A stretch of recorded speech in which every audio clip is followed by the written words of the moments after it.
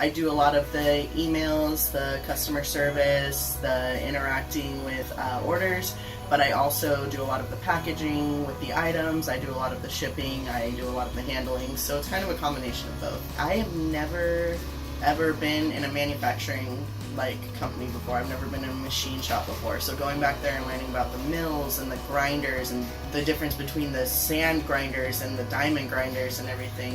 The environment's really great. The boss is really great. But also just the work. I'm learning a lot and I enjoy what I do. I didn't feel I was qualified for this job when I first started, and the boss, Jeff, is the type of person who, as long as you're willing to learn and work at it, he's going to take you on and teach you everything he knows, and that's what he's done for me so far. And I've grown into this position instead of, being perfect for this position. I've grown into it. He is the type of person who he constantly says, you don't want to be average. So I come in here every day, and honestly, he kind of inspires me every day. He inspires me to grow as a person. He inspires me to grow professionally.